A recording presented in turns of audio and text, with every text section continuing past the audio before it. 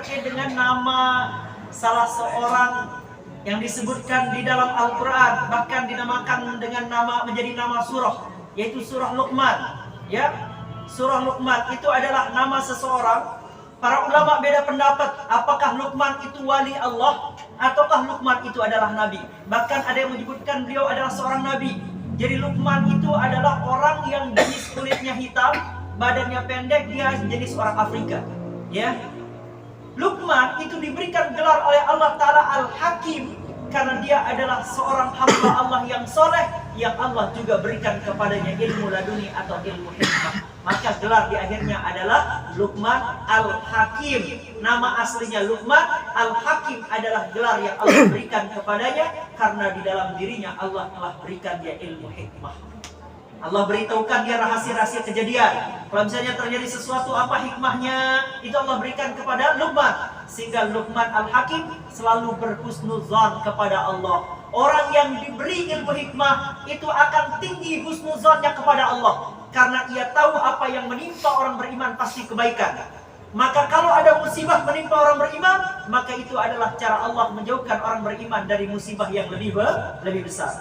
Maka Luqman Al-Hakim diberi gelar Al-Hakim karena ia adalah hamba Allah yang mendapatkan ilmu laduni atau ilmu hikmah. Termasuk Nabi Khidir alaihissalam, itu adalah nabi yang diberikan oleh Allah Ta'ala ilmu hikmah atau ilmu laduni. Sehingga suatu ketika Nabi Musa alaihissalam itu ditanya oleh salah seorang kaumnya Nabi Musa. Kaum Nabi Musa ini adalah kaum yang banyak nanya.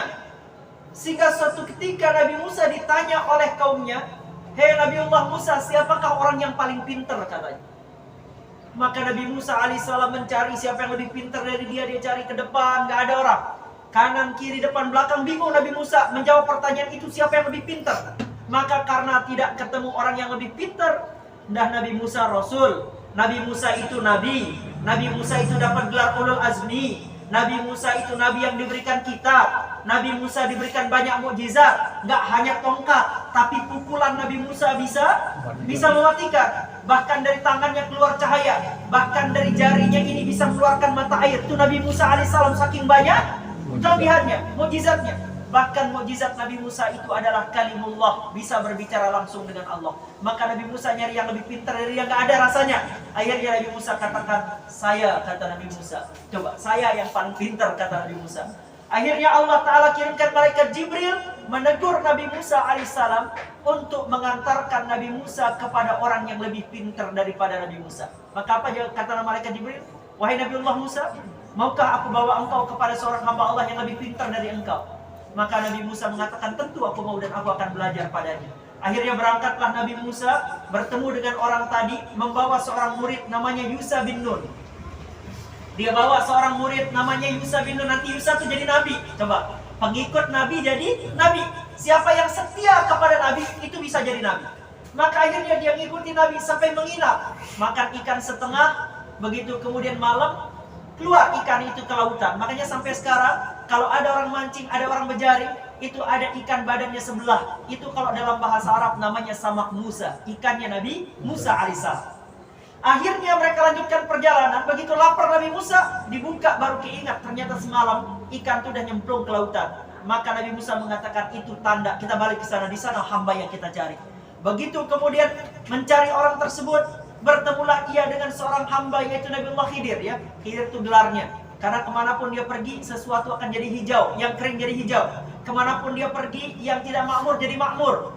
Itu Nabi Khidir alaihissalam. Akhirnya di sana dia belajar kepada Nabi Khidir alaihissalam dengan syarat jangan banyak nanya, jangan banyak komplain, kata Nabi Khidir alaihissalam. Akhirnya begitu mengikuti Nabi Khidir alaihissalam, pinjam perahu orang, tahu-taunya selesai pakai perahu orang dibolongin. Marah Nabi Musa? Marah. Kenapa marah? Kita tadi udah capek pinjam punya orang, kok punya orang kita bolongin? Kan salah. Harusnya punya orang ini kita kasih lebih bagus, jangan kita bolongin. Satu, udah tuh pertanyaan dari Nabi Musa. Ketika Nabi Musa alaihissalam berjalan dengan Nabiullah Khidir alaihissalam, ketemu anak kecil, anak kecil, "Sini kamu nak." Begitu sampai di hadapan Nabi Khidir, langsung dipenggal lehernya, meninggal, mati anak kecil. Komplain Nabi Musa, "Dia kan anak kecil, gak punya dosa, kenapa harus mati?" Gitu kan. Nah itu dua. Yang ketiga, Ketika jalan sama Nabi Khidir alaihissalam, dia ketemu rumah itu roboh. Sementara mereka kehabisan bekal, minta makan, minta minum sama orang nggak dikasih. Yaudah, akhirnya kemudian mereka bangun rumah yang roboh itu. Tontonnya selesai bangun, minta makan, minum juga tetap nggak dikasih. Komplain Nabi Musa, kita capek-capek bangunin orang rumah, kita nggak dapat minum, nggak dapat makan. Maka disitulah dibongkar oleh Nabi Khidir alaihissalam apa rahasia dari apa yang dia lakukan, bahwa semua yang dilakukan Nabi Khidir itu berdasarkan ilham dari Allah, langsung dari Allah, perintah Allah. Maka barulah Nabi Musa alaihissalam tersadar kalau ternyata ada orang yang lebih pintar dari Nabi Musa, yang akhirnya Nabi Musa dapat juga ilmu laduni karena pertemuannya dengan Nabi Khidir alaihissalam, dan itu diceritakan di dalam surah Al-Kahfi. Ini penting ya terkait tadi dengan ilmu. Masya Allah ya. Ini pertanyaan bagus, mohon diperhatikan. Ini penting sekali. Pertanyaannya adalah apakah betul Nabi Khidir alaihissalam masih hidup? Karena ada perbedaan pendapat. Ada yang mengatakan Nabi Khidir nggak hidup, ada yang mengatakan Nabi Khidir masih hidup. Kalau kita lihat dari beberapa bukti konkret tentang Nabi Khidir alaihissalam, pendapat yang kuat dan yang paling valid itu adalah bahwa Nabi Khidir alaihissalam masih hidup. Sebagaimana Allah subhanahu wa ta'ala masih menghidupkan Nabi Isa alaihissalam dan akan diturunkan di akhir zaman. Nabi Isa akan turun nanti di akhir zaman. Padahal ada hadis yang menyebutkan ya, la nabiyya ba'di, tidak ada nabi setelahku. Ya, tidak ada nabi yang diutus setelah Nabi Muhammad. Tidak ada nabi yang dipilih setelah Nabi Muhammad. Jadi Nabi Muhammad adalah nabi terakhir. Tapi Nabi Khidir dan Nabi Isa alaihissalam itu masih hidup nanti di zaman Nabi Muhammad. Dia bertugas sebagai umat Nabi Muhammad, bukan bertugas sebagai nabi di dalam risalah Nabi Muhammad. Jadi Nabi Khidir alaihissalam, Nabi Isa alaihissalam ketika turun nanti Nabi Isa alaihissalam, maka dia bukan lagi nabi, tapi dia adalah umatnya Nabi besar Muhammad sallallahu alaihi wasallam. Apa buktinya? Ketika bertemu dengan Imam Mahdi di waktu melaksanakan salat subuh, dia turun dibawa di sayapnya malaikat, lalu begitu diturunkan persisnya sedang melaksanakan salat subuh, maka pada saat itu Imam Mahdi mempersilahkan Nabi Isa jadi imam, tapi Nabi Isa nggak mau. Kamu jadi imam, silakan. Akhirnya Imam Mahdi jadi imam. Kenapa dan apa alasannya? Karena Nabi Isa alaihissalam pada saat itu statusnya bukan sebagai nabi, tapi sebagai umat Nabi besar Muhammad sallallahu alaihi wasallam. Maka Nabi Khidir masih hidup sebagaimana hidupnya Nabi Isa alaihissalam.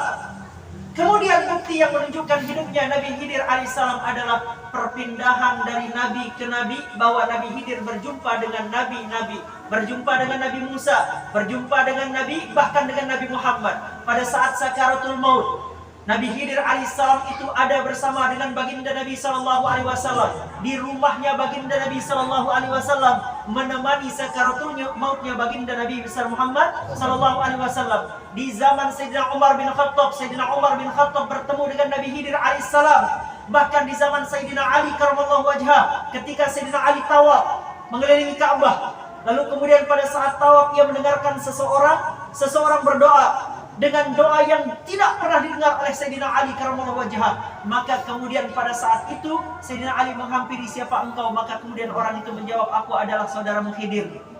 Maka kemudian Sayyidina Ali diajarkan doa yang kalau kita cari Rotibul Haddad, kalau kita lihat rotibnya Tuan Guru Ibrahim Al-Khalidi, terdapat di dalam rotibnya beliau itu doa yang diajarkan Nabi Khidir alaihissalam kepada Sayyidina Ali karramallahu wajhah.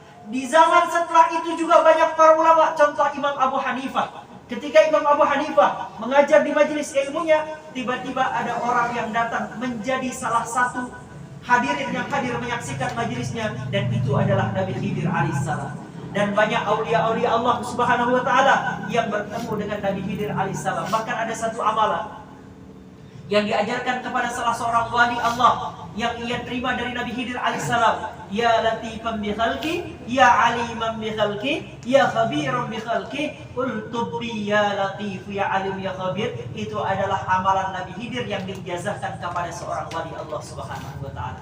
Jadi kalau ada yang tadi menyatakan Nabi Khidir sudah tidak ada karena la nabiyya ba'di, maka jawabannya adalah sebagaimana Nabi Isa alaihissalam sekarang masih hidup, maka Nabi Khidir pun masih hidup, diizinkan oleh Allah Ta'ala, tapi hidupnya dia bukan sebagai Nabi, tapi sebagai umat baginda Nabi besar Muhammad SAW. Sampai di sini sambung paham, gitu? Alhamdulillah. Giring satu lagi.